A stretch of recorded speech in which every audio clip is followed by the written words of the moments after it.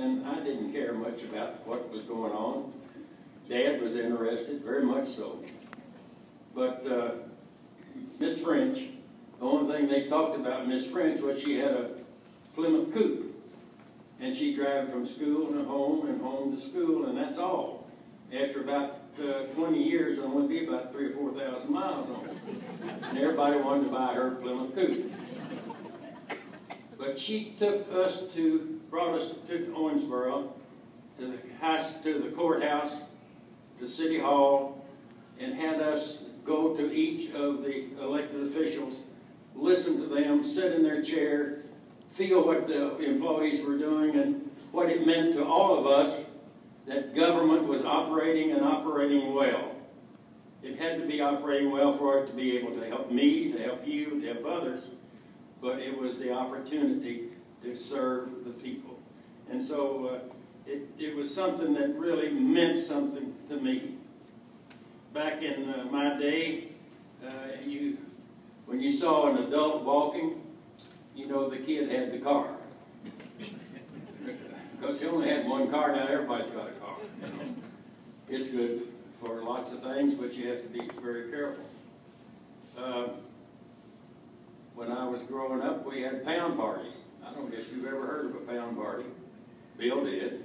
And you bring a pound of cookies, bring a pound of candy, bring a pound of apples, whatever. Everybody bring a pound. And the best thing we could do was spin the bottle. He go learn to kiss like those things.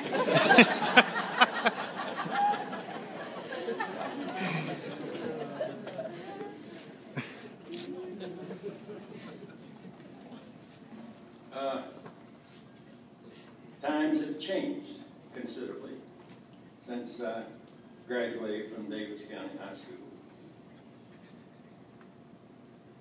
Attitudes have changed a great deal since I left school. The man said, what kind of guy is Wendell Ford? Oh, he's a great guy. What do you mean he's a great guy? I said, every time he goes by, he throws up his hands and waves at us.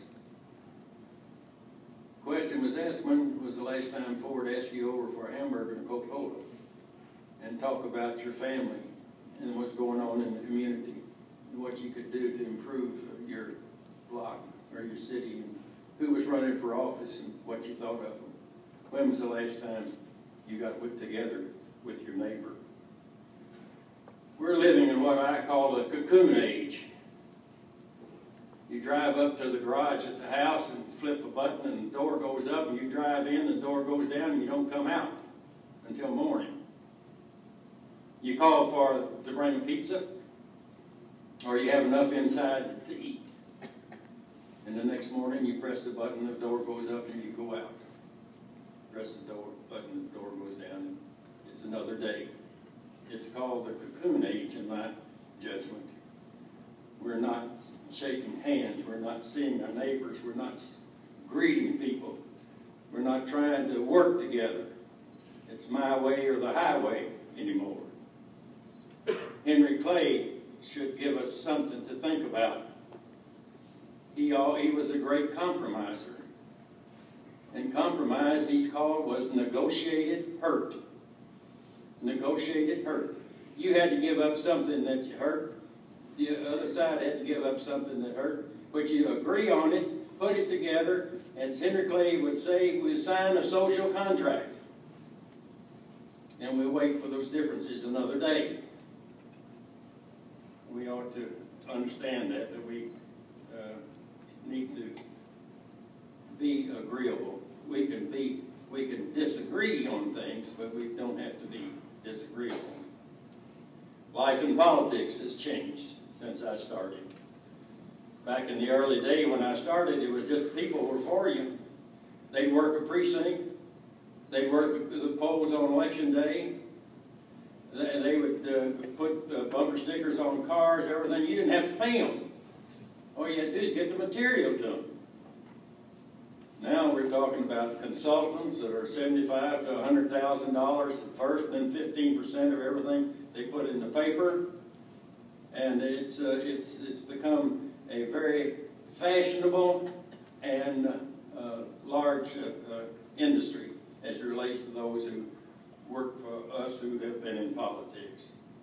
Working, in my day, working directly with people, courthouses for speeches, organization, those sort of things was what you ran on.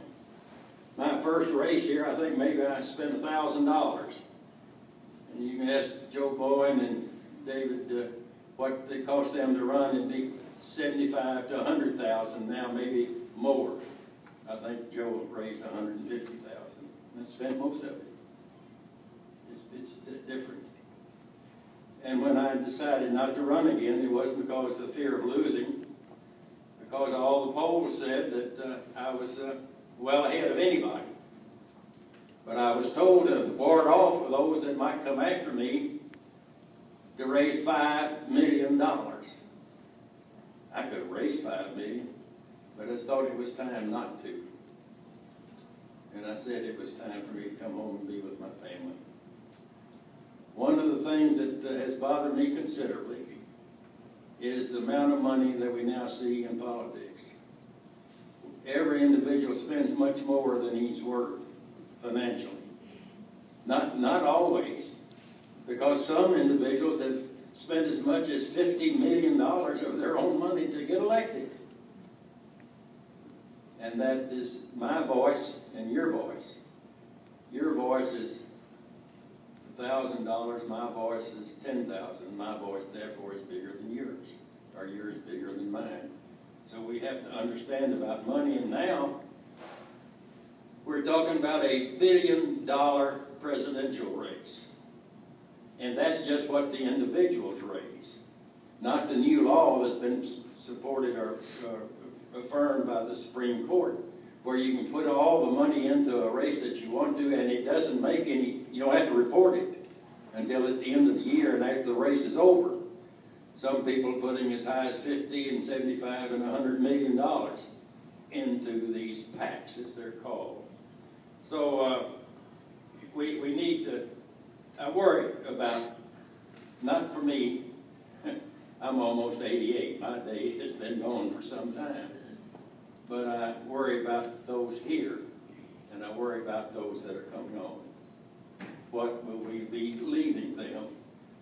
A system that has to have lots and lots of money, or is it going to be a system that will be delivered by thoughtful people making good judgments? I think that we need to think about that a little bit more than we do. Let's do what is necessary to educate our children.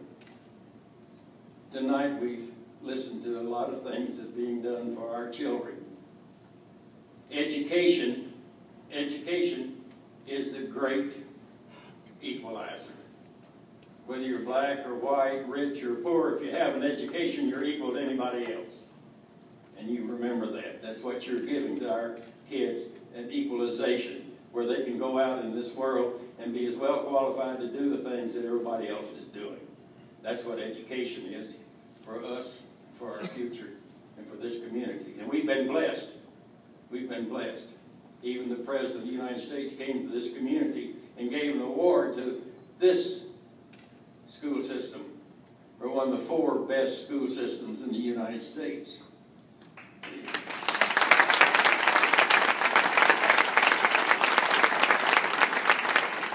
I apologize for talking too long, but Vicki said I was supposed to make a speech, and I told her I didn't want to, and then I decided I would.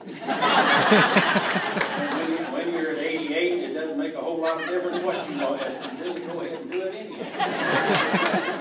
Knowledge is power. And if you know what you're talking about and know what you're about to do, you're the most powerful person in the room.